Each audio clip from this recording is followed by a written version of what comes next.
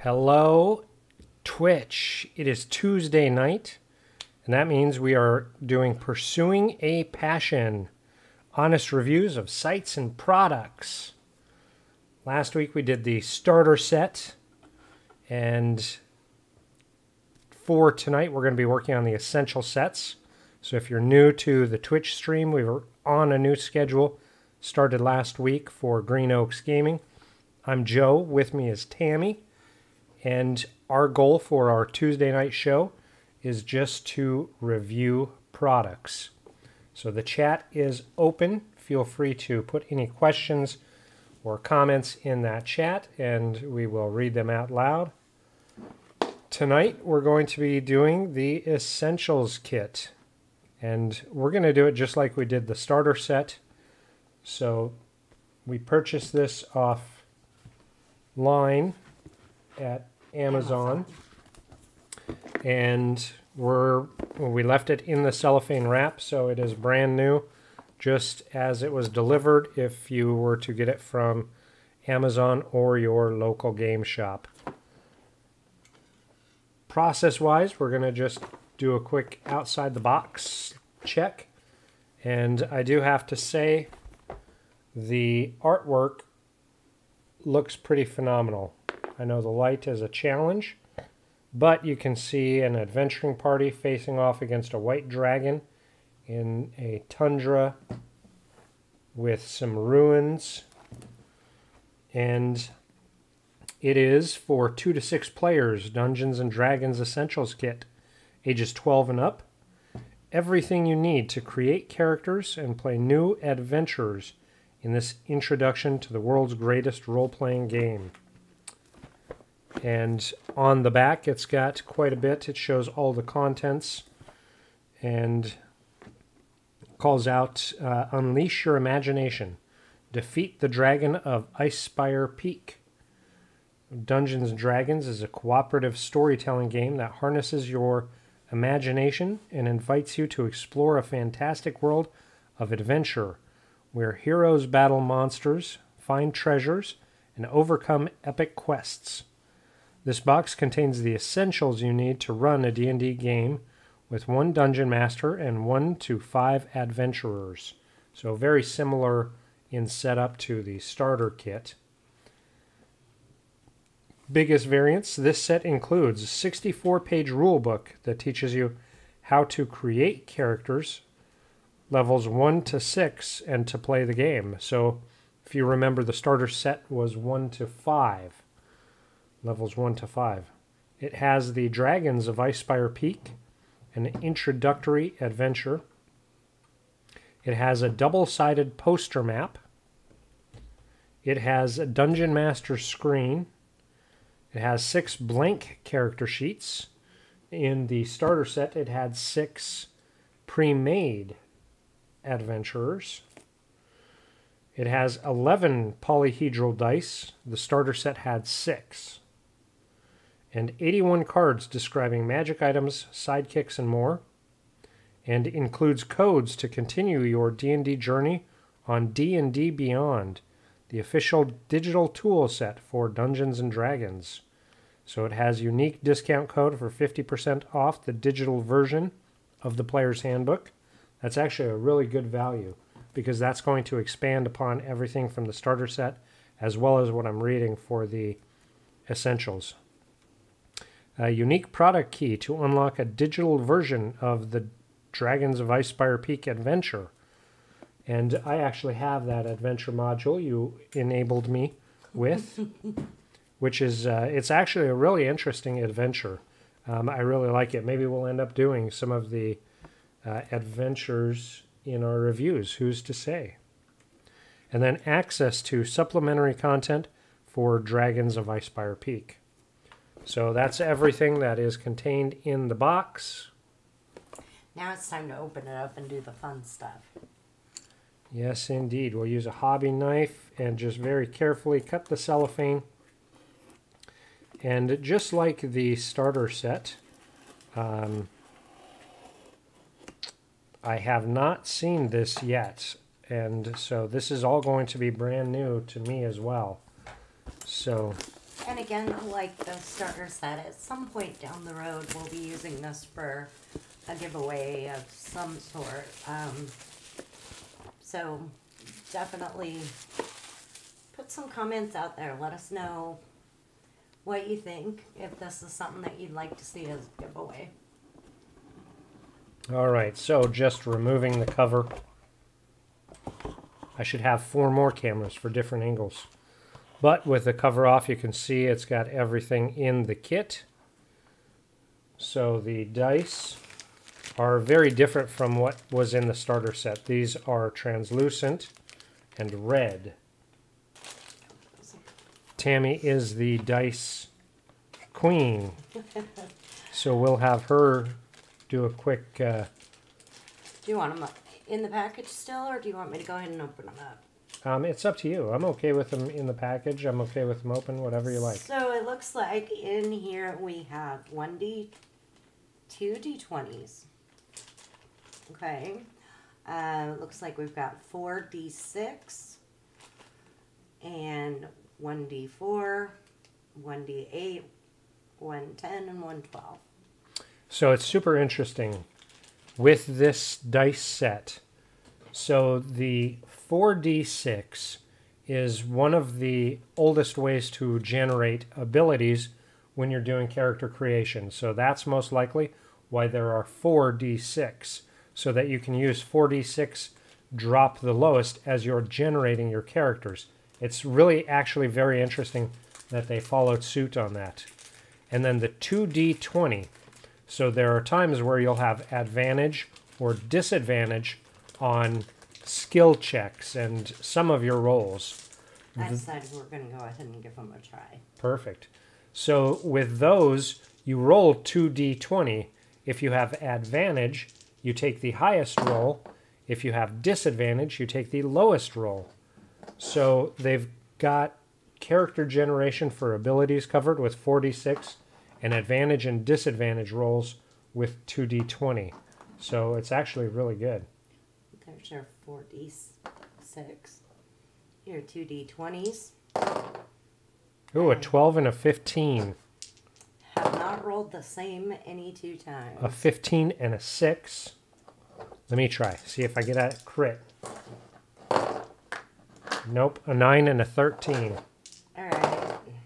Ooh, she got a crit. A 20 it. and a 14. Finally. All right, those are keepers. No changes there. That is, she got a crit.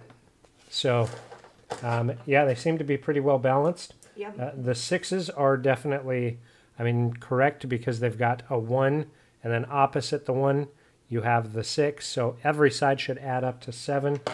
And here's something. I'm not sure if a lot of people are really familiar with this or not. But you got 2 basic different kinds of dice that you'll see a lot of. These ones have very smooth, rounded edges. I know that it's a real opinion piece, whether that's going to be, some people believe that that makes for better rolls. Some people like the sharper just because it will roll and stop. Personally, I prefer the slightly rounded. Yeah, and the 1d4 you saw as I was holding it up, they have kind of rounded edges as well. So it's not quite as And it's pokey. You can see it on the D10 there too. Yeah, it's pretty much throughout. They're all fairly rounded, which I think it gives a great roll. Which I'm the same way. I grew up on the very, very old dice that rounded the more you used them. So I'm used to more rounded dice anyhow. I'm not, I don't not like the sharp edge dice. However, the rounded dice, I think, work really well. I just think that it's an interesting call out, and it's an interesting thing to know, because for everybody, there is a little bit of difference in preference.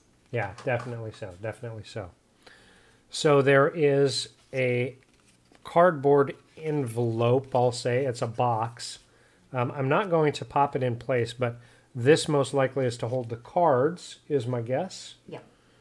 And it does have all of the D&D branding. It actually has the logo there which I love that new ampersand logo, calling out the Essentials kit. And it looks like it's a super easy one just to kind of squeeze it and it'll pop right Yep. into place. Everything's folded and ready to go. All you need to do is squeeze those sides and it'll pop into place. Now the next thing in the box is the Adventure Kit. So this is very similar to the Adventure Kit that I have. I actually have the full adventure for the Dragon of Icespire Peak, and the cover actually is the same.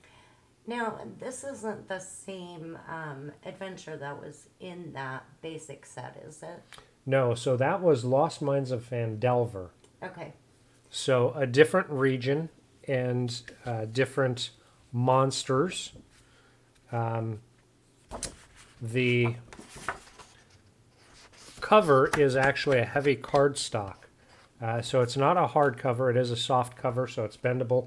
But the cover is definitely a heavier stock than the pages. But you can see some of the artwork there. And for the appendix, it goes through and just talks about how to run the adventure, so a section for the DM. The DM should, with any adventure, read through it ahead of time anyhow. But it goes to talk about Axeholm, one of the locations, Butterskull Ranch, Circle of Thunder, Dragon Barrow, Dwarven Excavation. So it goes through all the different areas that the characters are meant to explore in the adventure. And then on the back, I thought this is pretty interesting as well. It actually has the key to the maps. So you can quickly and easily see it. The artwork on it is fantastic. I really like it. I think it matches really well with the regular printed material. So if you were to start with the starter set, then move into the essentials and then into some of the published materials, it's not going to look funky or out of place. So this is all made by the same company that primarily makes your other, like the books and whatnot that you have, right? Yeah, so all of it is from Wizards of the Coast, which is a Hasbro company. They are the current owners of Dungeons & Dragons. And yeah, so there's good consistency, even though some of the different adventures and everything have different artwork because they're employing different artists for different things. The overall feel of everything has been surprisingly very consistent. Oh, looks like we just lost a light. Turn that one towards you. Let's see if we can adjust a little bit. I'm okay. I don't need so much light. Just so we can make sure we see the product well. So you can see it goes in and talks about the monsters that you'll encounter in the location, which for your Dungeon Master is very important. That's where all your stat blocks are. Everything you need for the encounters, as well as descriptions of the locations, is super important. And I think it's pretty interesting. So some of the things that you'll notice is like the Manticore, definitely a historical, mythological creature. But then it's got some real iconic D&D monsters with things like the Mimic.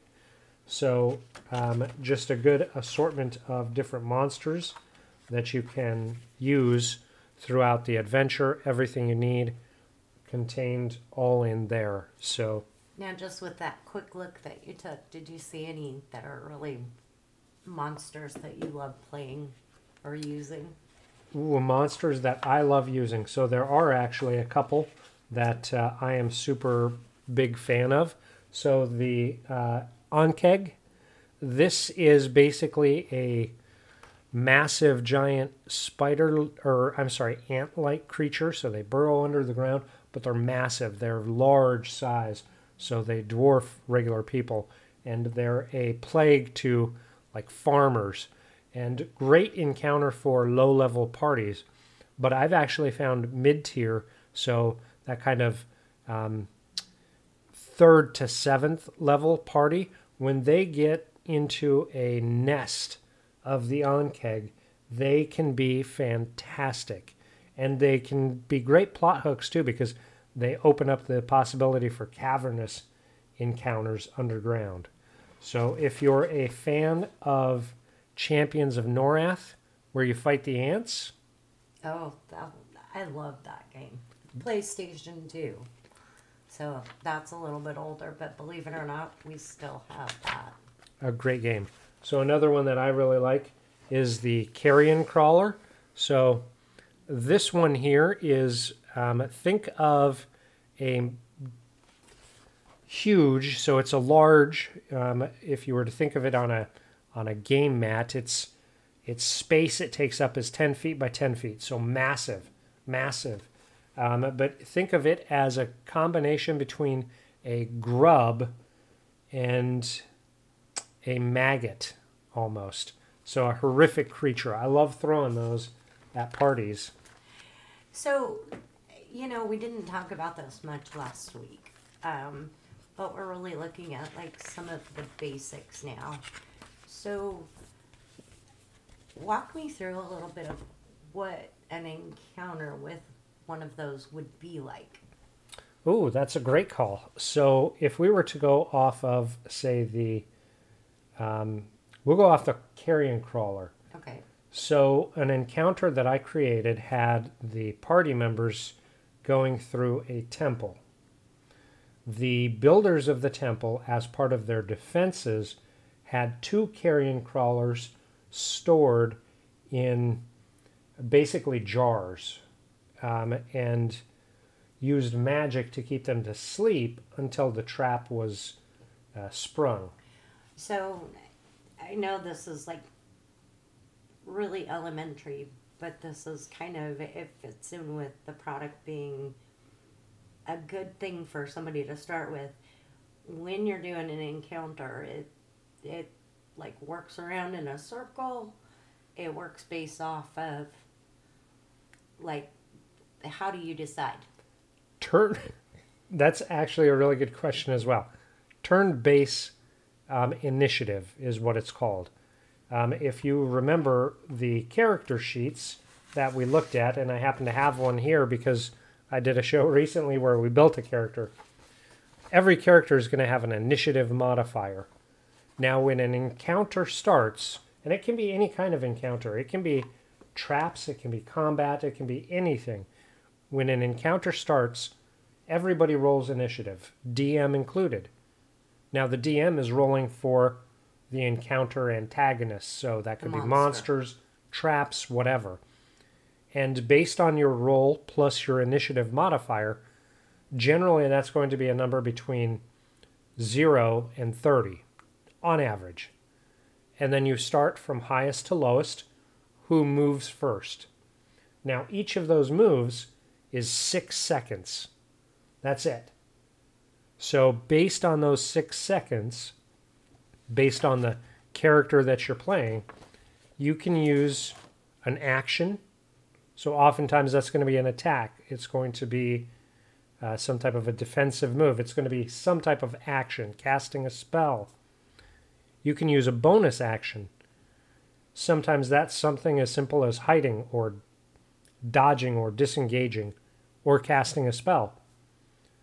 And you have a movement, and then your movement is based on your race generally. There are modifiers that'll have an effect on that, but you get a 3 kind of part turn on your initiative turn. So if you were to have a initiative of 20, and me for my Carrion Crawler, I had initiative 10, you would act first once I set up the scene. So the Carrion Crawlers would fall out of these large urns held by these statues. You would have your turn first. You could do an action, a bonus action, and movement before I can initiate my turn. Gotcha. Now, I know that in the basic set, it kind of covered those steps. I know we haven't dug into this one quite so much. Right. Is that kind of detail still in there? My guess. I'm curious. My guess is yes, because it still said it was going to have a 64-page booklet. We just haven't gotten that far yet. We just haven't gotten that far yet. like I said, it's kind of the still early stages, I think, of playing. I mean, anybody could use it, obviously. Yeah. But, yeah, do we still have the little bit of information to help you? Run and manage. And Yes, yes. yeah, super important. So next up are the cards. And you can see one side of them is numbered. Well, no, I guess not all of them are. No. Ah, so this is pretty interesting. So these are initiative trackers. So 1 to 9 initiative trackers. So you can help determine who goes when by either handing out the cards or placing them on your game mat. However you want to track your initiative. This is a heavy card stock, and they are all perforated, so you can take them out and utilize them as your initiative trackers. So That's not something that you've done a lot no, up to this point. no. So I've used two different types of initiative trackers. One of them is a pole where you slide up and down, or you clip on basically whose turn it is from top to bottom. That I found is extremely bulky and difficult to manage when you have several encounters. So it is kind of cool to have something like these cards where they can just set it on the map in front of them. And Right, absolutely. So for me, the way that I generally do it is I have a notebook behind my screen and I write down the initiative order. I have a page that I have that helps track that, and it just has spaces numbered from 0 to 30, so I can quickly jot in who's on what initiative, and I can go through it. However, it does have its challenges in that sometimes I can get ahead of myself and skip somebody, and I have to retro things. so having some kind of a marker there could be really useful. Yeah, very much so. Very much so. And if you put this on the characters to take their initiative order based on their rules, you can kind of cut down the amount of work as a GM you have to do by having them do some of it. Right. I'm all for that. So then after that, we go into conditions. So you can see on the conditions they've got everything that a character can have as a condition. So you can be deafened, charmed, blinded, incapacitated, grappled, frightened. All of these are conditions based on impacts that you have. So tell me, what does the grapple say on the back? So for the grappled, Middle. a grappled creature's speed becomes 0. So if you were grappled by the Carrion Crawler, you can't move. Even when it's your turn, your speed is 0. And it can't benefit from any bonus to its speed. So if you were wearing any type of boots of speed or anything, that has no effect. Gotcha. The condition ends if the grappler, which would be the Carrion Crawler, is incapacitated. So if it can't take actions or reactions, which is another condition. The condition also ends if an effect removes the grappled creature from the reach of the grappler or grappling effect. So, such as when a creature is hurled away by a thunder wave spell. It sounds a lot like what you would find in the book in a quicker place to access it. Absolutely. And there are a number of different conditions. So there are 2 pages of perforated tearouts. These are actually really good for 2 reasons. One, if, say, the character was grappled by our Carrion Crawler, once this is punched out from the perforated things, I can hand that to you, and you can keep that as right there with you with your initiative card. Right. And look at it. And look at it. And you can start what thinking, you have to do. as we're going around the table with everybody else's turn, you can start planning your next turn based on being grappled. That makes sense. So that actually makes a lot of sense. These are actually really good. I use condition markers in my game. Mine are not the same. They're not cards. Mine are just tokens that I use on the miniatures, because generally when we're in combat, or or in counters, I refer to the mats and terrain and miniatures. But condition markers are super, super helpful. I think that's another thing that would take a little bit off of the GM. Absolutely, 100%. Especially starting out. 100%. The more things that you can have your players have to manage and contend with to take it off your plate, the better. Just so long as you have a good rule in place of it's got to stay in front of you, near your character, where I can see it, so we can make sure that nobody's trying to do any underhandedness. No cheating. Just because D&D should not be a game where you feel like you have to cheat. It's designed for fun. It's designed to be imaginative.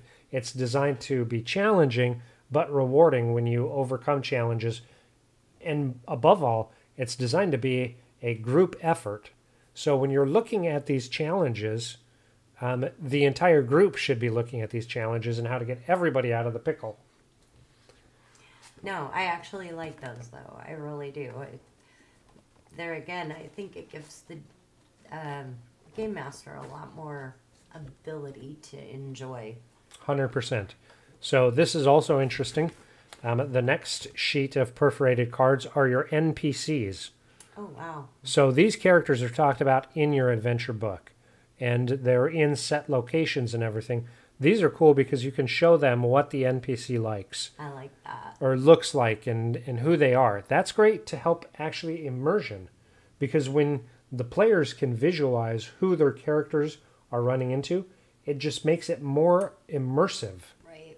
And then on the back has detailed information about these characters, these NPCs, these non-player characters, so that you, as a GM, know how to portray them. I like that. Which is great, because there again, you're not going off the cuff. You don't have to improv. I mean, a little bit of improv, but you don't have to come up with everything from scratch. Right. It gives you, there again, it's another piece that makes it so you can just kind of enjoy a little bit more. Absolutely. As a GM, the tools that you can do are fantastic to be able to make your game as a GM that much more enjoyable. Yeah. And then we go into magic items. Everybody's favorite, right? So these are all just listed. You can see, nope, not all of them. Several of them have magic item. And a couple that seem to be out of order. There we go. So they just say magic item on the one side, and then on the back it talks about the magic item. So for random treasures, this is great because you can put them in a pile and have the characters draw a magic item. Oh, there you go. Or you can sort and have things placed pre-planned, but sometimes the randomness can really be fun and entertaining. There again, I bet those, do they have a little bit of description on the back to tell you what the item does? So I know that you use Roll20? No, what's the name of the... You use a website a lot. Roll20 I use when I'm doing online gaming. Access. Oh, so that's D&D Beyond. There you go. So just D, the letter N, D Beyond. Gotcha. Okay, but I mean, so I can think of a couple of times that we were playing that it's like trying to get into that really quick to find what my magic item does and this and that. And there again, I think you've got to hand these cards to the player. Absolutely. And the player's like able to look at the back of it and go, oh, hey, this and is apply how I it. can use it. And apply it in play. So for instance, here's the Goggles of Night. So this is a wondrous item that is uncommon. And while wearing these dark lenses, you have dark vision out to a range of 60 feet. If you already have dark vision, wearing the goggles increases its range by 60 feet. So if you are playing a character that has dark vision, now instead of 60 feet, you would have 120. If your dark vision is 120 for select races, it would then go out to 180. If you're a human, halfling, there are many races that don't have dark vision, and it's a fantastic challenge for dungeon masters to put those characters in dark places because it's more challenging. So, You know what's great about those is, so I've noticed a lot of games that I've either watched or played. The players really get into this mode where they know what one magical item does super, super well. And they use it every turn because they know what it does. I think that there again, you have that piece of you can have it right in front of you. And maybe that will encourage them to explore more than just one magical item. yeah, absolutely. I think that's a fantastic take because you're right. Familiarity is a big part of it. If you know something, you don't have to spend time looking it up, and you're not uncertain. You're not going to be, challenged on how you use it. So yeah, I do like the way that they have these cards as pass out pieces. Very much so. It's not something that we've experimented with No. or tried. And actually, I see some appeal to it, especially if you're playing with people that haven't played before, or you have a really mixed group where some really know it, some don't. So maybe the people that really know it don't want the cards, but for those newbies, man, they can get in there and they can get right to it and get going because they can look at their cards and know what they can do. Right. And then the last one says quest. So my guess is, I haven't read through these yet, but my guess is these are going to be side quests that tie in with the adventure. Yeah, is there a fishing one? So let's see. There is Dwarven Excavation, Gnome Guard Quest, Umbridge Hill Quest, Butterskull Ranch Quest, Loggers Camp Quest, Mountains Toe Quest, Axholm Quest, Dragonbarrow Quest, and Woodland Manse Quest. So these are actually parts of the adventure. In the booklet, they have a lot of details to them. So just as an example, I can see two reasons to have these on cards. One is if you pass this out to the characters and whatever quest they're on at the time, let's say they're doing the Dwarven Excavation quests, it can be super easy to get sidetracked and to go in different directions and try something else and completely lose the quest that you agreed to do. So by putting this quest in front of the players, what a great way to keep them on the trail, on the tracks. I can think of another way. I'm going to go a little off track a little bit. My sheep have run amok. Yes, poor Greg and his sheep. My sheep have run amok. If you're not a fan of Viva La Dirt League, I really recommend you check them out on Facebook, on TikTok, on all their socials. So they have one of their what are they? Their performances. One of their performances is focused around Greg, the garlic farmer, who's basically just an NPC, and the adventurer comes to him and he tries to tell him about a side quest that he has, and the adventurer keeps skipping him and skipping him and skipping him and skipping him, and Greg, the garlic farmer, snaps. It is the absolute most phenomenal, best ever performance that Viva La Dirt League has ever done, and I can watch it 500 times a day and not get tired of it. If you are familiar with any kind of role-playing game, be it like PlayStation, Xbox, anything like that, you have to check this out because it really is pretty funny. Yeah, it's not just for tabletop. It actually was designed to kind of mock console and PC RPGs, but it applies to tabletop games as well. Yes. Because plenty of times have I had NPCs who could have big impacts on story, on character, on development of location, and the players just have no interest.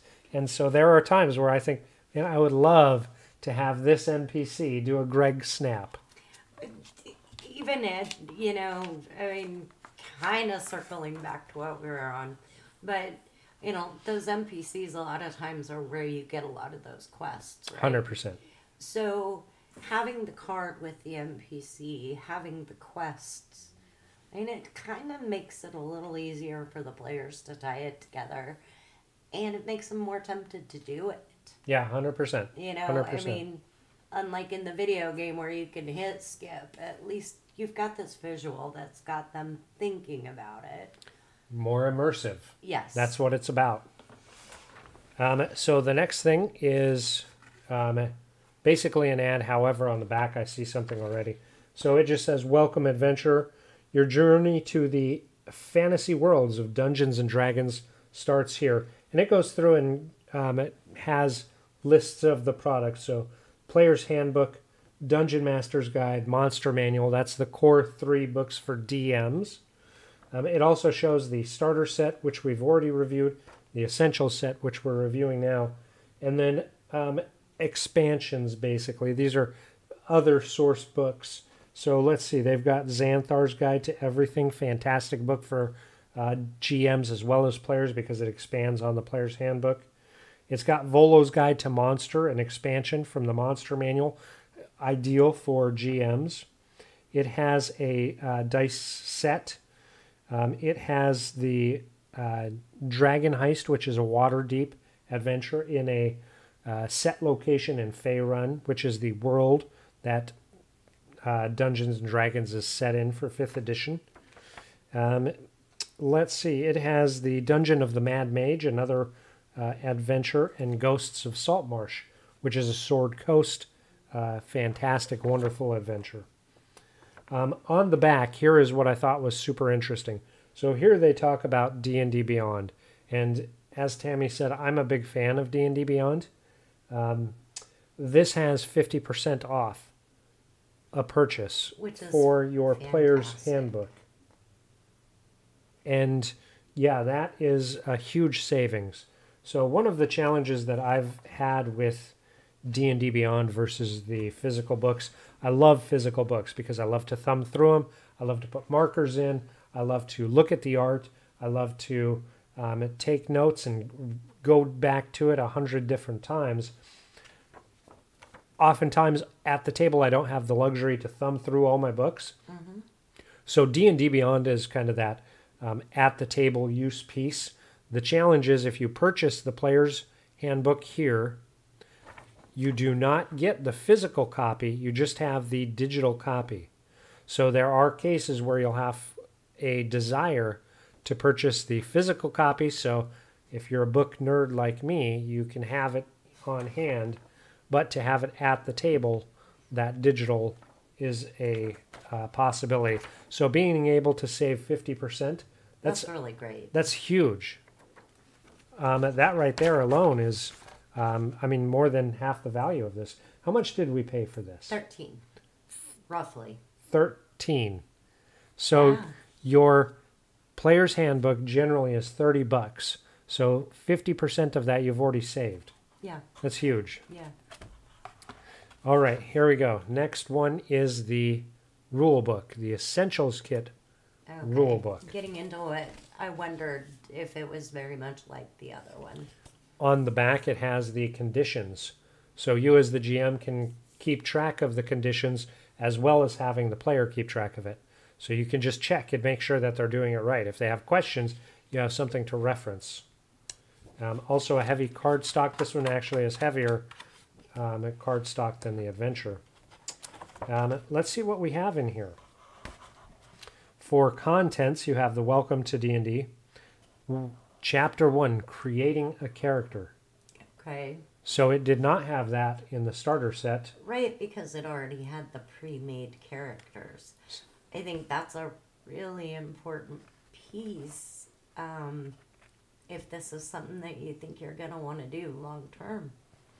So it goes and covers, and this is just kind of starter stuff. It's not going to have it all. But for races, it's going to have dwarf, elf, halfling, human. The four most common.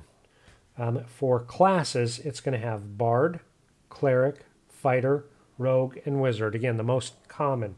Now, there are expansions in Player's Handbook, in Xanthar's, in Tasha's, that you can expand upon this. But for a starting point, it's a great spot. This is the spot you want, because by keeping it more with the common things, there's more, I would say, support to understand and research and really develop off of just your core starter set. So super important. Then it goes through Chapter 2, playing the game. So it starts tacking on things like advantage and disadvantage. So notice how we called out with the dice, the 46 for character generation, we've got that covered. The 2d20 for advantage and disadvantage, we've got that covered. So this really is the next step beyond playing just your basic get into it starter set game of Lost Mines.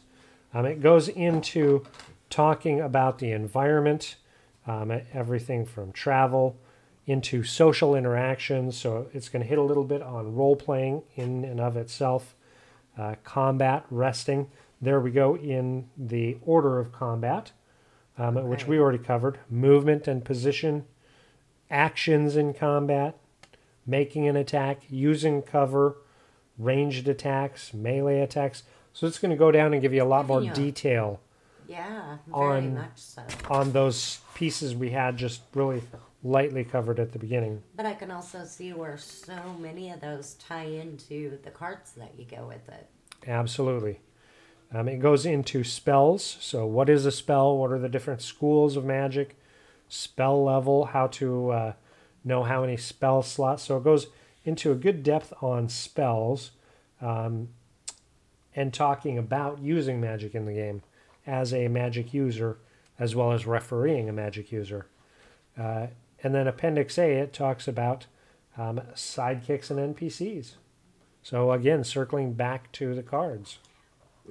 Really well put together to expand on the little bit of information on those cards. And of course, I know the light is out, so it's going to be a little more challenging to see, but there are illustrations for the different races and classes just to help with some inspiration. And it really kind of set a mood, I think, a little bit. I know it's not something that they necessarily call out for, like, the creating the player sheets, but great inspirations looking through the book to draw your own character.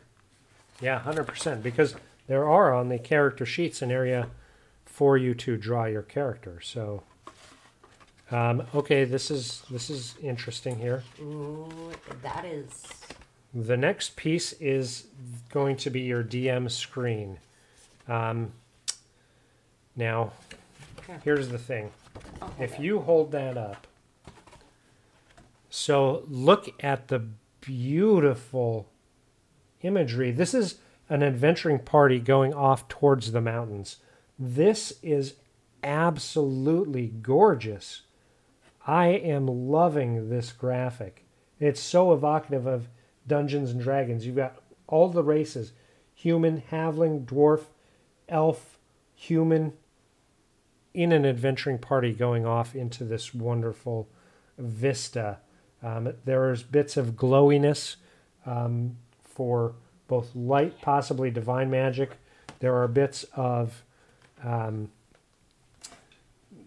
almost a... This makes me think of a Terry Redland photo in the coloration on here. It looks fantastic. And then on the very far end is that white dragon. So it goes right back into your adventure. So the players will see this. What the DM sees goes into game mechanics. Ooh, that is beautiful. So this is pretty consistent with most Wizards of the Coast DM screens, where it's going to have information for you to fast access. actions in combat. What can your players do? In case they get stuck, remember, this is designed for new players, and the GM is there to help them. So it's going to say, these are the actions you can do in combat. If they want to jump across a pit, here's long jump, high jump. What does it mean if their concentration is set as a requirement on spell? It gives just quick bits of information, things you can do on your turn. Let's see how close I was. You can move up to your speed. You can take one action. You can communicate with speech, gestures, or both. So I left that out. That's a free action. And then you can interact with one object or feature of the environment as you move or take your attack. To interact with a second object, take the use an object action. So a bonus action. Okay. I was going to say, that's got me a little confused. Yeah, so it's a move, an action, a bonus action, and a free action. I didn't say a free action. You can tell, yell to your... free action is speech. Yeah, or gestures, telling your other adventuring parties, hey, the goblins are over there. Something along those lines. But then it goes through and also lists all your conditions. It has setting the DCs. So if you're going to set a challenge for your players, how do you set those? It's going to go over food, drink, and lodging prices. I like that. It's got skills and abilities that you can reference. So if you want someone to attempt to do some type of acrobatics, you can use either acrobatics or dexterity. And you can ask them to roll against those skills that they have. It's got travel pace. It's got options for cover and light. Remember, we talked a little bit in the rules about cover, as well as dark vision for light, and encounter size and difference. So when we talked about the size of the Carrion Crawler, we said it was large. So here's a large creature versus a medium, which is going to be your standard human. So you can see the difference from small, even tiny, to small, medium, which is your average person, your elf, your human, large, huge, and gargantuan, wrapping all the way around. Size doesn't necessarily mean difficulty, though, right? No, it does not. It just means as you're looking at how to move and face an encounter, it makes a big play then. All right, we're getting close to the bottom here. I see just a couple more things. So the next thing, blank character sheets. Now these, as we mentioned, it has an area for you to draw or sketch out your character, or maybe you put in there their symbol. I've done that before, where I just use some type of heraldry and show what their banner or what's on their shield or something along those lines. What's their most favorite piece of jewelry? I know you've let the kids draw their characters. 100%. I still have all of them. But then, yeah, following through your character creation steps, you'll do your 4d6 drop 1 as one of the ways that you can generate characters, and then everything else is built off of that. So do the sheets show you what you need to do, or is that really a piece that you use with the book? You need the book to be able to do it, unless you already do it. But for someone who's new, what you want to do, and if you're looking at character creation, I really urge you to watch my shows on Wednesday when we build characters based off of minis, because I do it from the simplest form. I have a blank character sheet, I have my player's handbook, and I have a pencil and my dice. And that's a miniature. it. And a miniature. So I'll build a character based off of miniature, and I'm going to do it just like anybody who is first time building a character. So I'm following along with the book. It'll walk you through step by step. The first thing you'll do, pick a race. Then you'll pick a class. Then you'll generate your abilities, and then it just builds off of that. But the book does guide you through that character creation process. Now this is another cool one. So I have this map in a couple of different adventure books, but I don't have it as a free standing map. Right. So this is actually a good piece for not just the GM to build encounters, but the players, so that they can route their players into the environment. Right. Building background, getting immersion. So this is a map, and it is two-sided. So on one side, you have Phandalin, which, if you remember, the mines of Phandelver, this is in that same region. So this ties from the starter set into Essentials. And then on the opposite side is the Sword Coast of Faerun. So this is the, looks like the kind of southern bit of the Sword Coast. You've got Neverwinter here, where, if you're familiar with Baldur's Gate, you've heard most likely of Neverwinter. You've got a Phandalin right there. There's Icespire Peak, and the road goes up north on the coast, getting in the direction of Waterdeep. But it's got the crags, it's got the Neverwinter Wood. For a GM, after you have done Lost Mines of Phandelver and the Dragon of Icespire Peak, you can start creating adventures in the Neverwinter Wood, in the crags. You can start putting things in. You can move down and get the supplement books that build upon this, absolutely. Because they really tie into the map. Yeah, because Wizards of the Coast, most of their materials are set for Faerun. This is just one part of the map of Faerun. So, very cool. So Really? that was the last item in the box. You know what, though? It seems like this box had a little bit more to it. 100%. Than the last one. I can definitely see a progression from, if you're not sure you want to play it, but you want to try it, then maybe you start with the basic kit. If you've seen it played or different things like that, or you're just getting back into it, then maybe you want to go with the Essentials kit, just for the little bit more depth. Yeah. Overall, I definitely see the progression.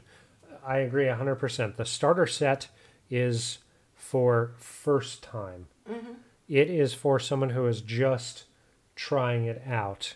The Essentials kit, if you've played it once, whether it's been at a convention or with family and friends around a table, in the living room, whatever the case may be, and it hooks you a little bit, the Essential kit is the next logical step. Right. Because it builds on everything. Instead of using pre-generated characters in a location that is just this kind of fantasy location in the ether, it ties you to a mapped location, a bigger world. It starts exposing you. You can create your own characters, so rather than having to pick one and just put a name on it and play, you actually have a lot of agency to build the character that is inspiring to you. I would even go so far as to say that, a beginner would still be okay to go with this Essentials kit, because it does give you a lot of parts and pieces that really make it a little bit easier to dig in and get going on it. Oh yeah, 100%, 100%. So yeah, I agree. I think if you've never played, you would still have a benefit getting this as your starting point. I don't think you would necessarily need to go starter and then Essentials. Right. You could definitely just jump right into the Essentials, especially now that I think about how common D&D is. Mm-hmm. So yeah, I don't think you need to buy the Essentials and then the starter, basic. Then the Essentials. I think Right. you could you could jump right into the Essentials. Yeah, I think that the basic is very much, like I said, it's really for somebody that is really not sure this is how they want to go. They want a quick way to try it out and see if this is something that they are very interested in, engaged in.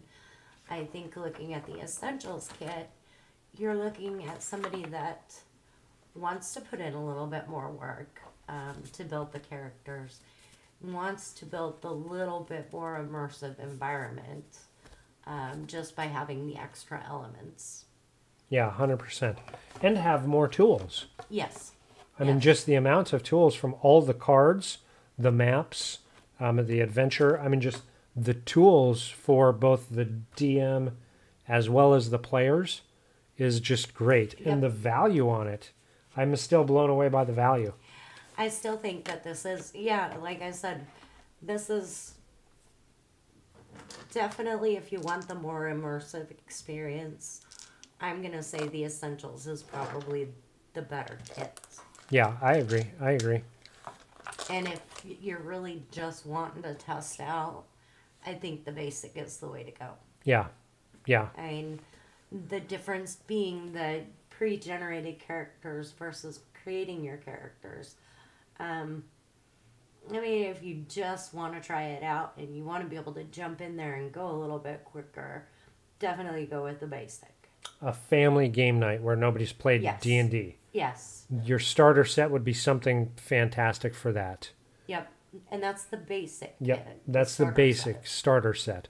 If you want to have a regular family game night where you want to play D&D, you know, you set a schedule and you say every night we're going to play D&D. I think of the Dungeon Minister. Or once a week, we're going to... Right. Yes. That's where your Essentials kit, I think, is definitely the greater value because you get so many more tools for that expense. Right. And you just... It's a much more immersive experience. And a lot more opportunity for, I think, player agency when they create their characters and DM agency, because I am still a firm believer of, you know, when you play the Dragon of Icespire Peak, you're going to start getting those ideas for other adventures around there just based from the map alone.